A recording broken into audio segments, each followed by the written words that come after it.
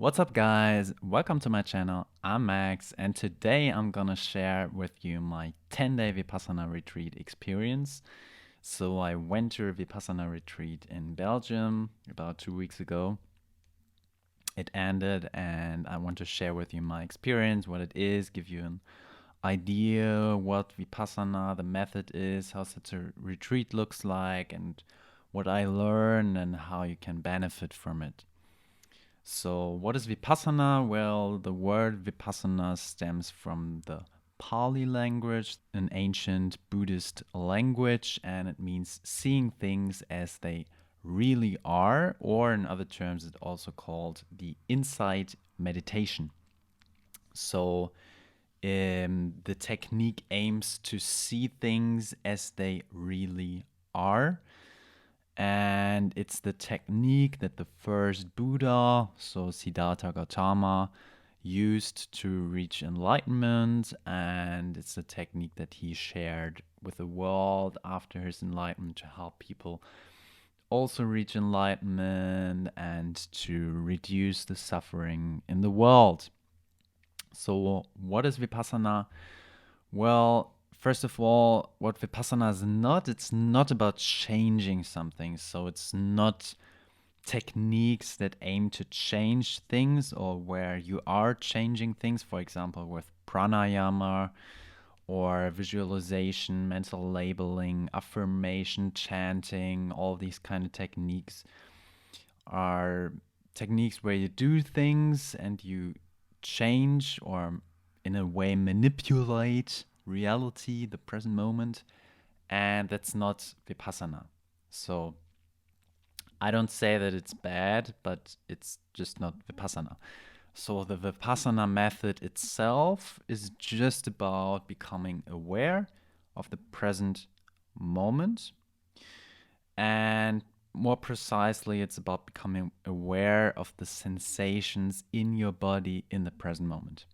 Yeah, that's in very short terms the Vipassana method. And what do you do with this method? So, why do you do it? What is the aim?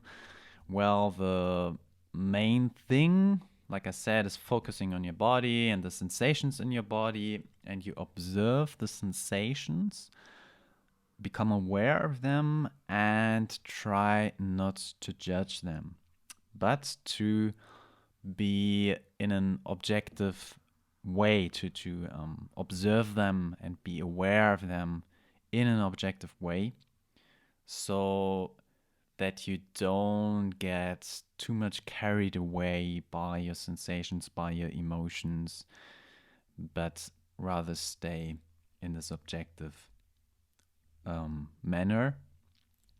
And in the retreat, it's as the first step, you practice your focus ability.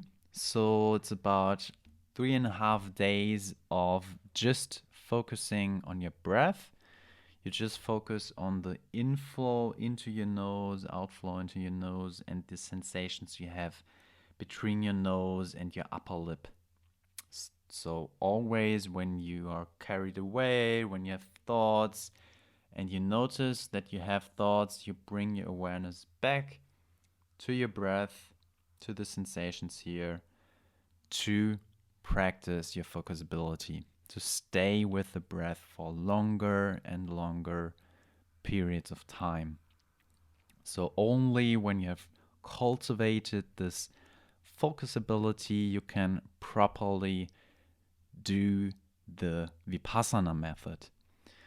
And in the Vipassana, you scan your body from the top of your head to the bottom, to your feet, and from the feet to your head again, becoming aware of your sensations, remaining objective, and cultivating equanimity.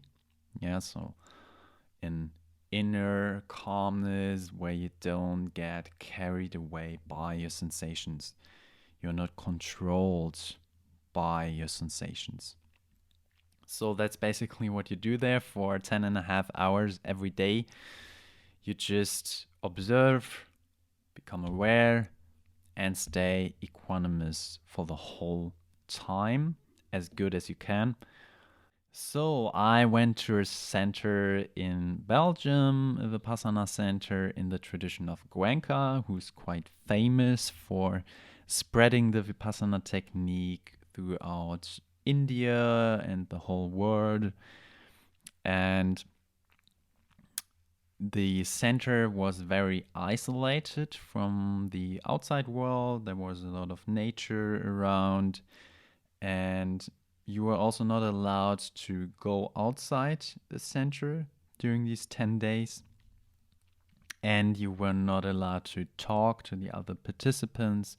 You could only ask some questions to the meditation teachers or to the staff people if you had some questions. And yeah, you were not allowed to talk, you were not allowed to read, you were not allowed to write something down, you were not allowed to do sports, you were not allowed to do yoga. So basically, you could only do the meditation, the fulfill your basic human needs like eating, sleeping, going to toilet, having a shower, and going on a walk outside in nature. And a little bit of stretching between the meditation sessions, but that's basically it. So that's basically what you do the whole 10 days.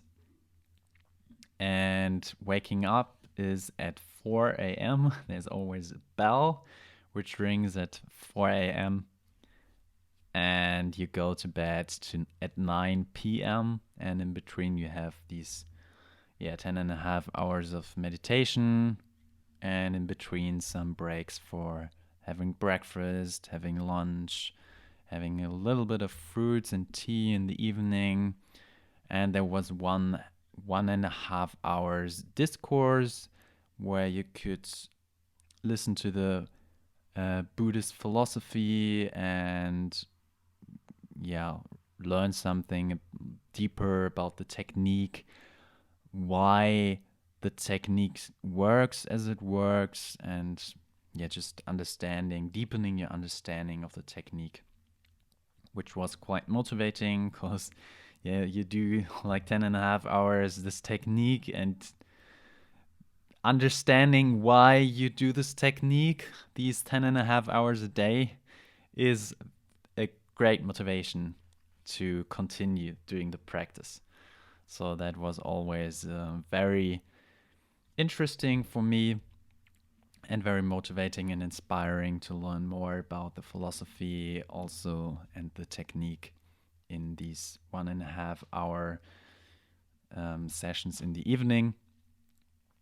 And what is the aim of the method? Why do you do the Vipassana method? What do you try to achieve? Well, the main thing you try to achieve is to develop equanimity and to become aware of the changing nature of reality. So, by observing your sensations in your body, you observe how the sensations appear and how they disappear. How you have this constant coming and going of the sensations. And by that becoming more and more aware of this ever changing reality, which they call anicca in their terms. And by using this technique, by becoming aware that everything is changing, and by cultivating your detachment to not try to to stay calm and not going with your cravings and not having lots of resistance towards your aversive sensations like pain or other negative emotions or whatever might come up. So by not having the resistance and not going much into the craving, but by rather staying calm, staying within, you practice this equanimity, you cultivate it, and by that you can go really deep down into your conditioned mind, which has this tendency of always going into craving. Like when you have pleasant sensations, you have the feeling and the craving, like I want more of this, I want more of this, I want more pleasant sensations, right? And if you have pain, you want to go away from it. So there's always this tendency of the mind, craving and aversion. And by practicing the Vipassana, you go deep, deep, deep, deep, deep, deep down into your subconscious mind, into this conditioned mind, and practice staying objective there. And by that, uncondition your mind in a way. So that was very, very deep. And yeah, it's very hard, especially in the beginning, but it gets easier by time, especially in the last days. For me personally, it was much easier. My mind was much more calm, and I could stay longer in silence, like without thought, longer with my breath, and I had more focus on my body sensations and could stay much more equanimous. So there was a really good progress. Who can I recommend doing this Vipassana method, such a retreat? Well, I can definitely recommend it to anyone who's into a conscious, healthy lifestyle, who wants to explore consciousness, who wants to explore suffering, who wants to live in more a happier life and more calm life, like more calm inside. Yeah, to not have all these emotional turmoil going on and getting controlled by your emotions, getting controlled by outside stimuli here and there, but to stay more within you, to have a more silent mind, a clearer mind, a more open mind, and who wants to develop a deeper connection with himself, herself, because you really develop a deep connection with you, with your body, with your mind, your thoughts, and your emotions, like on all levels. You just focus so much inward, and there's this increasing connection to yourself on many, many levels. So that's really a very rewarding experience. And yeah, anyone who's interested into that, or also just emptying your mind, reducing your suffering, I can recommend doing it, or to anyone who's just interested into having such an experience, because it's really special. And if you have psychic problems or diseases, I would not recommend doing it. I think a therapy might be a better thing to do first. And also, if you have severe physical issues, maybe you should also do some other kind of techniques or therapies first. So another interesting point about the Vipassana retreat, I think, is that it's donation based. So you don't have to pay something at all. So even if you have low income or no income, you can still do it. And yeah, you can just decide yourself how much you want to donate.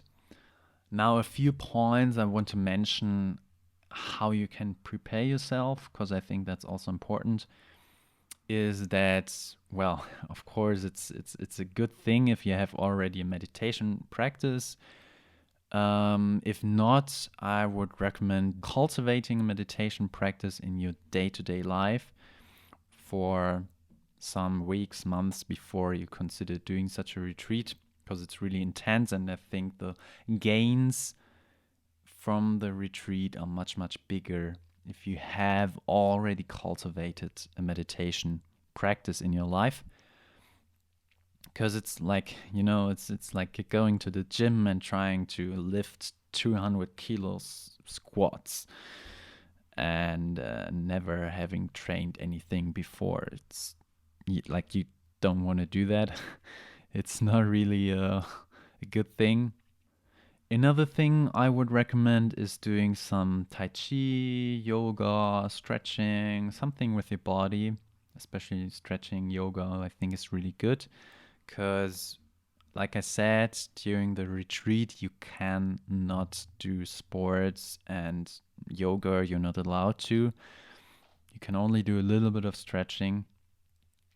And so it's a really good thing to prepare yourself with your body before going there because you sit a lot. You sit most of the day there for these 10 days. So I think that's a good thing if you do that before going there, but it's probably more optional. Depends also on how good you, how flexible you already are, how fit you are with your body. Okay, let's go on with what I have learned. What are my learnings? Well, first of all, these were some of the best 10 days of this year in my life. Definitely, it was the best time I could take off as holiday because it massively increased my equanimity, which I didn't know that it was that important. I just noticed that during the retreat that equanimity is really, really important if you want to have a great life quality, or at least to increase your life quality a lot. So it's really a huge add on to your life quality to develop this equanimity. And I definitely want to keep up the practice to, yeah, keep this equanimity or to cultivate it even more. So that's for sure. And I learned more about suffering, the root cause of suffering, how suffering works, and how I can liberate myself more from suffering, or how I can decrease my own suffering. So that's also pretty useful. Pretty good to know. And another great thing is, like I said, this conditioned mind. I uh, tend to react less and I become more aware of my reactions. And if I react in an unconscious way, I can become more aware of it and also return to my inner centeredness much quicker than before. So if I get angry, for example, or yeah, if something doesn't um, doesn't go as I expect it to go, if something doesn't happen as I wish it to happen, then I can go much quicker back to my centeredness, which is very, very useful. Another big thing that I notice now is that my mind is much, much emptier in a way that I have a much bigger inner freedom. So there's like much more space within me, which feels amazing. There's also much more clarity, which I feel probably due to this immense space that I've created within my mind, within my consciousness, which also allows me to focus much, much longer and deeper on whatever I'm doing, reading, meditating, doing music, or whatever. That is also a huge, huge gain, which I'm very thankful for. Now, I also want to share some experiences I had. So, in general, it was not too hard for me. For example, I never considered quitting the retreat because my intention was very clear what I wanted to do there, and that I wanted to give this whole technique a chance to experience it and see what potential this technique has and what impact it has on me. So it was really, really good to have these 10 days also just to shut up, not talk, not having to think about anything, like not having to think about when to wake up, when to go to bed, when to eat, what I have to buy, who I have to answer to, whatever. I didn't have to think about anything, which was really, really liberating to not having to think about anything really for these 10 days. That was really liberating experience. So some of my highlights and challenges might also be interesting. One of my challenges I had in these 10 days was the aditana. That's the strong determination practice. So you have from day 4 on, you have 3 times a day for 1 hour sitting with the eyes closed, and you are not allowed to move at all. So 1 hour straight sitting in one position, not moving. And as you can imagine, if you sit there for 1 hour straight, there will pain.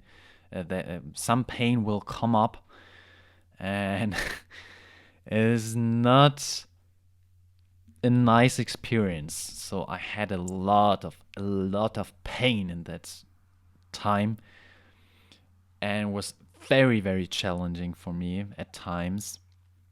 But the pain was my biggest teacher. These aditana sessions were really my biggest, my biggest teachers, and it was the most challenging time. But also, I think that the practice get much, much deeper with these aditana sessions. So I'm very thankful that we had these sessions.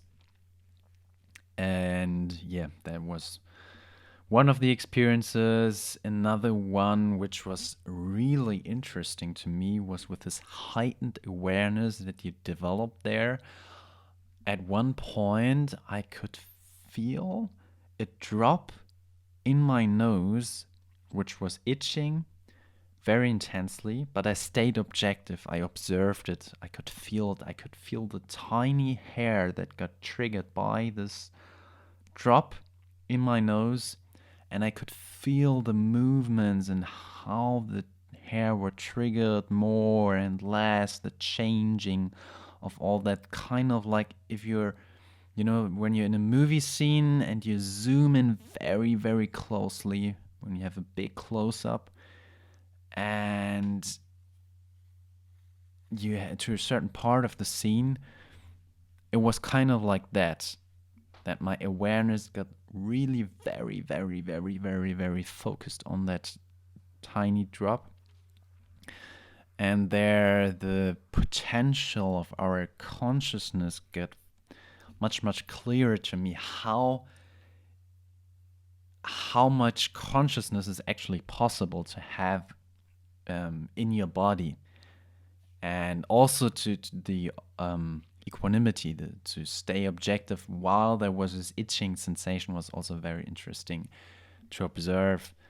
So this was just one example where I became very aware of how detailed your perception can really become.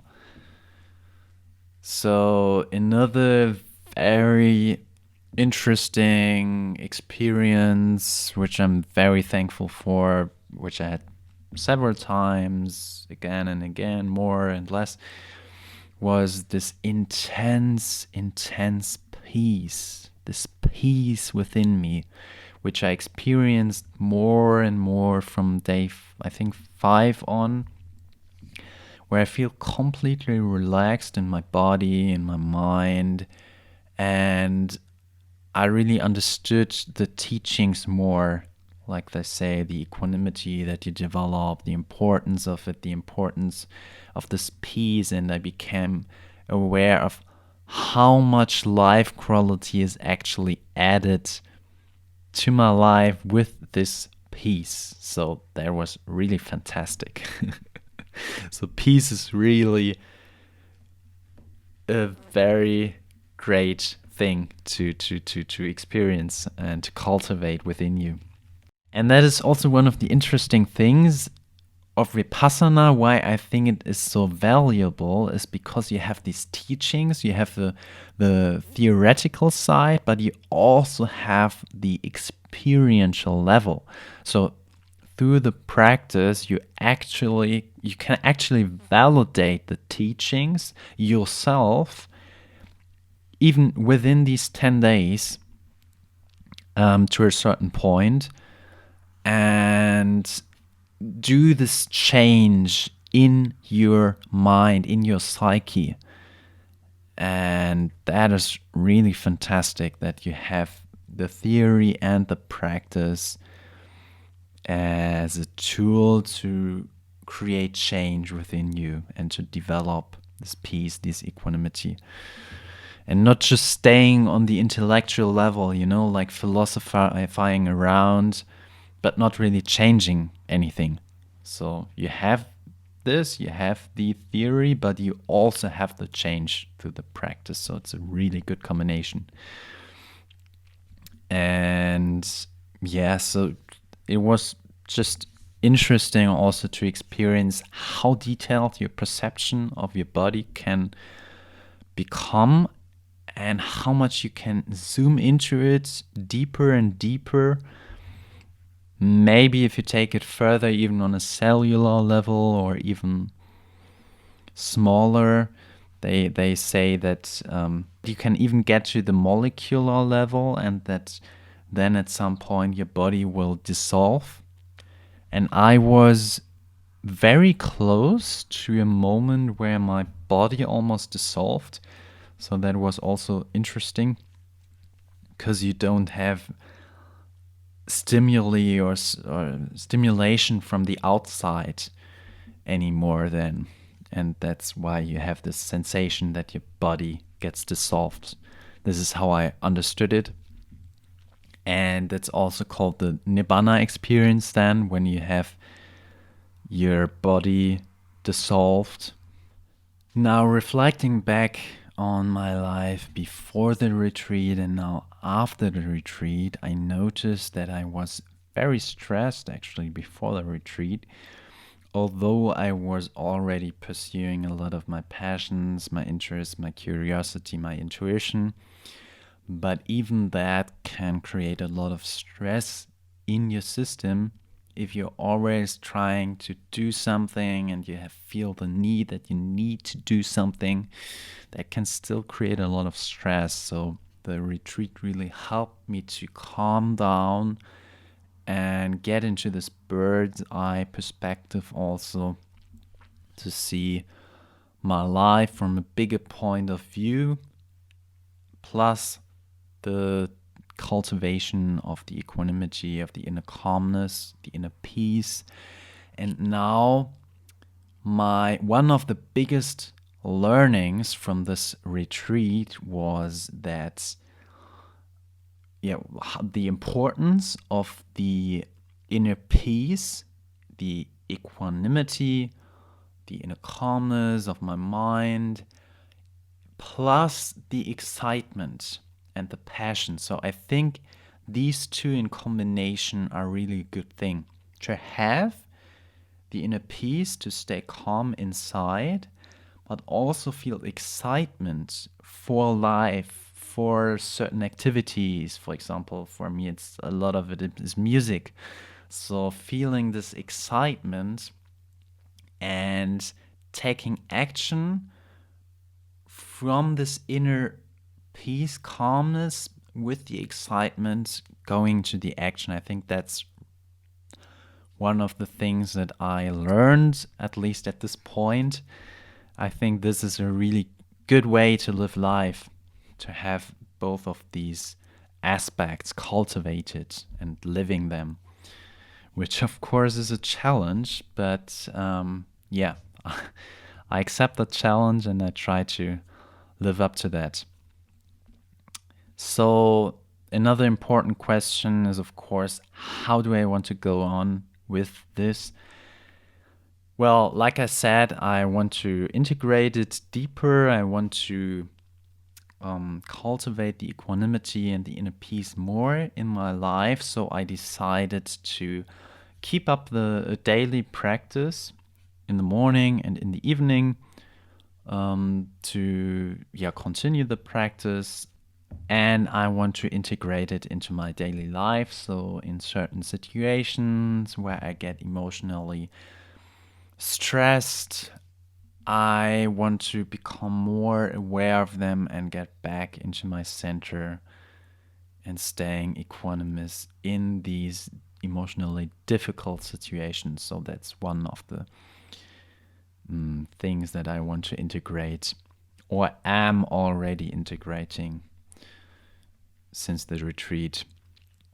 And one of the decisions I made is to make a 10-day Vipassana retreat, or maybe also just a silent retreat each year, because I became aware of the importance in our modern society where we have constant stimulation from all sides, constant activities, thousands, millions of things to do, friends to write to, and whatever. I think it's a good way to for your own peace of mind, your soul peace, to take time off where you go into silence each year. So that was one of the decisions I made. And first I want to start with each year at least one Vipassana retreat, but maybe also just a silent period. I'm not 100% sure of that. So now coming to you, have you done a meditation retreat before? Have you been to a Vipassana retreat? If yes, how was it for you? How was your experience? And if not, are you curious now? Do you want to do it? Are you practicing already meditation, and what kind of meditation? So I'm curious about you guys. So feel free to share your thoughts in the comments below, and I'm curious to read them. If you like this content, make sure to like, to subscribe to my channel, and share this video with someone who's also interested into this kind of stuff. So see you in the next one. Bye bye.